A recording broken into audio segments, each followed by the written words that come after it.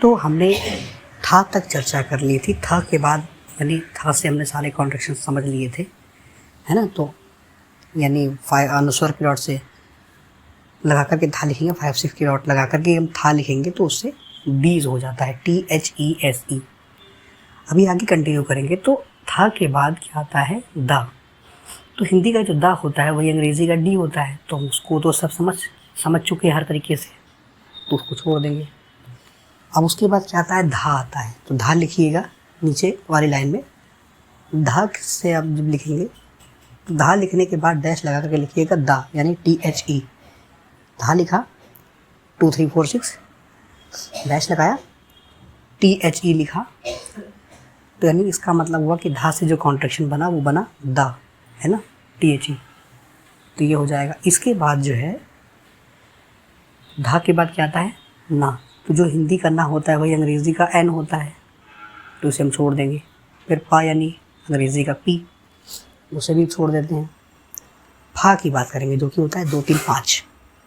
तो फा लिखना 2 3 5 की डॉट लिखी, यानी फा बन गया। फिर डैश लगाया, उसमें लिख देंगे क्या, उसमें लिखेंगे टू, TO, है ना। फिर नीचे वाली लाइन में आएंगे, फिर एक बार लिखेंगे 2 3 5 की डॉट लगाएंगे, फिर लिख देंगे, फिर लिखेंगे क्या, फिर लिखेंगे डबल F। इससे 2 कॉन्ट्रैक्शन बनते हैं, डबल F भी बनता है और 2 भी होता है।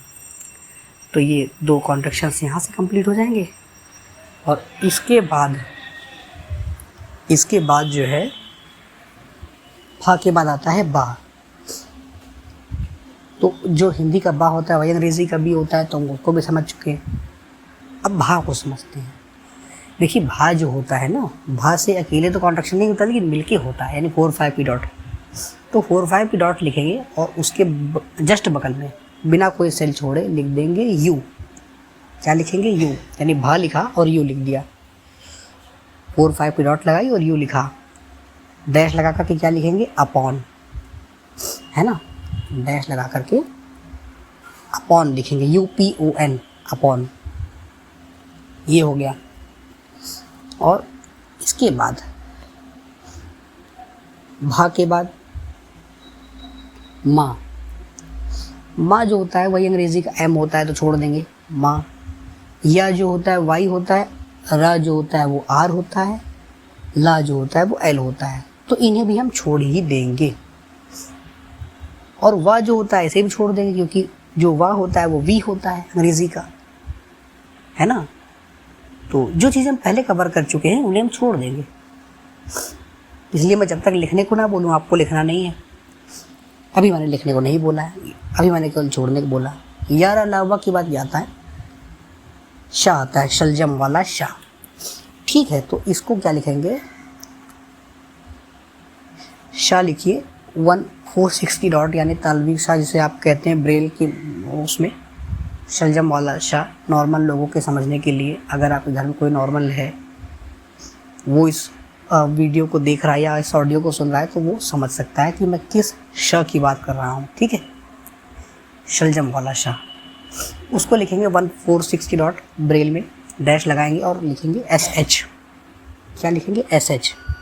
एस भी एक ही सेल में और उसके जस्ट बगल में H, तो इससे SH होता है। ठीक है, और फिर नीचे एक बार फिर से वही लिखेंगे सेम, शाह। उसके बाद क्या होगा, उसके बाद होगा ये, जब उस शाह को आप फिर से लिखेंगे वही शलजम वाला ही 1 4 6 की डॉट, फिर डैश लगाएंगे तो लिखेंगे शैल, है ना। क्या लिखेंगे, शैल, SHALL, शैल। ठीक है, SHALL, शैल। इसके बाद जो आता है षटपूर्ण वाला शाह, जिसे हम कहते हैं मूर्धा निशा, मूर्धा वाला शाह। तो इसको मूर्धा वाला शाह के लिए डॉट होती है 1 2 3 4 6। क्या होती है, 1 2 3 4 6। अब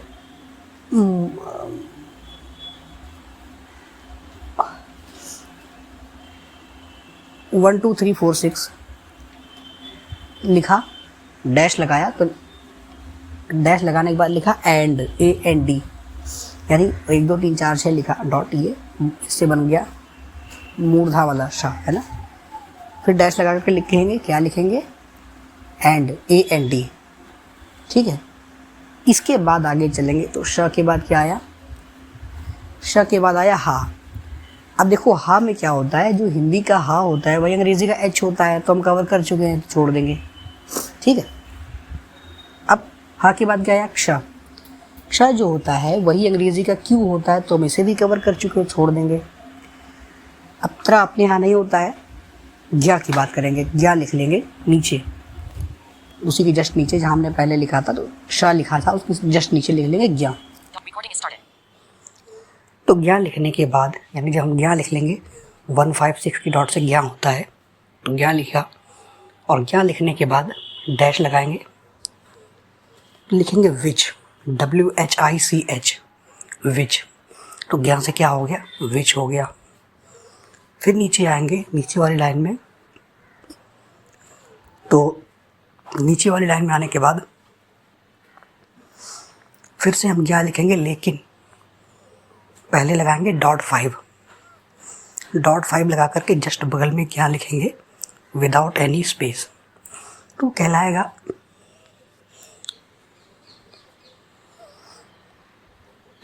वो कहलाएगा वेयर। क्या कहलाएगा, वेयर, WHERE, यानी जब हम .5 यहाँ लिखेंगे तो वो वेयर कहलाएगा, और जब बिना किसी डॉट के लिखा था तो क्या था, विच, और जब हमने 5 की डॉट लगा दी तो क्या बन गया, वेयर। तो ये है। इसके बाद यहाँ के बाद आता है ड़ा, आता है यहाँ के बाद ड़ा आता है, तो ड़ा से क्या होगा, उससे होता है ER, यानी ड़ा की डॉट जो होती है, और जैसे अड़ा भी आप कहते हैं, तो उसके लिए डॉट की बात करेंगे तो वो होती है 1 2 4 5 6, 1 2 4 5 6 की बात करेंगे तो इससे होता है ER, यानी 1 2 4 5 6 की डॉट लिखी, डैश लगाया और लिख दिया ER, E और जस्ट बगल में R विदाउट एनी स्पेस, तो ये ER हो गया। इसके बाद नीचे वाली लाइन में आएंगे, और अड़ा के बाद अड़ा आता है, आप जानते हैं ब्रेल लिपि के हिसाब से, अड़ा के बाद अड़ा आता है, जिससे कि कुछ नहीं होता है, तो इसे छोड़ देंगे, है ना। फिर नीचे आएंगे, लिखेंगे कॉमा, यानी 2 की डॉट, डैश लगाएंगे, लिख देंगे EA, E लिखिए और A लिखिए बिना किसी स्पेस के, E के जस्ट बगल में A, तो कॉमा से क्या हो गया, EA हो गया। उसके बाद फिर नीचे आएंगे, और नीचे आने के बाद लिखेंगे प्रश्न चिन्ह, यानी 2 3 6 की डॉट, क्वेश्चन मार्क। इससे क्या होगा, इससे होगा हिज, HIS, तो 2 3 6 की डॉट लगाई, डैश लगाया और लिखा हिज। फिर इसके नीचे आएंगे, लिखेंगे ब्रैकेट, ब्रैकेट कोष्ठक जिसे कहते हैं शुद्ध हिंदी में कोष्ठक। तो क्या होता है इससे होता ये है कि पहले ये लिखिए 2 3 5 6 की डॉट, जिससे कि ब्रैकेट होता है, और डैश लगाइए और लिखिए वर, WERE, है ना, तो इससे वर हो गया। इसके बाद ब्रैकेट के बाद आएगा हाइफन, हाइफन जब आएगा तो हाइफन से होता है, यानी 3 6 की डॉट, 3 6 की डॉट लिखिए, डैश लगाइए और लिखिए COM, यानी कम, COM लिखना है सटा करके, C जस्ट बगल में O, जस्ट बगल में M, ठीक है। और इसके बाद डैश आता है, जिससे कुछ नहीं होता है। तो ये कुछ बेसिक कॉन्ट्रैक्शंस थे जो कि कंप्लीट हो जाते हैं। ये वो बेसिक कॉन्ट्रैक्शंस हैं जो कि आपके जो है प्रयोग की दृष्टि से महत्वपूर्ण है। तो इन्हें याद करने के बाद नियमित रूप से पढ़ना पड़ेगा, नहीं पढ़ेंगे तो स्किप हो जाएगा। तो पिछले कुछ वीडियोस में मैंने बीच से कट किया है, एक वीडियो में और दूसरे में किया था, लेकिन ये उसी के आगे एडिट किया गया है और बोला नहीं था मेरे चैनल के विषय में। बहुत कम ऐसा होता है क्योंकि ये इम्पॉर्टेंट है कि आप तक मैटर पहुँचे। चैनल सब्सक्राइब करना ना करना वो आपका विषय है, और इम्पॉर्टेंट ये भी है कि आप उसको केवल सुने ना बल्कि लिखे भी। ये लिखने वाली चीज़ें हैं, तो सुन करके पॉज करके लिखेंगे तो सही होगा। और कोशिश तो यही रहती है कि धीमे बोला जाए।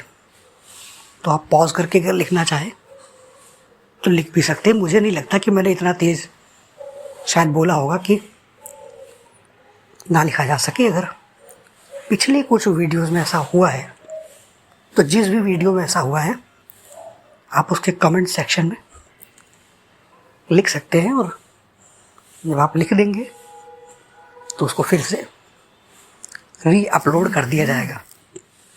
तो चलिए मिलता हूँ किसी और नए टॉपिक के साथ। आप सब जुड़े रहिए इसी प्रकार हमसे और सुनते रहिए नई नई चीज़ों को। आप सभी का बहुत बहुत धन्यवाद।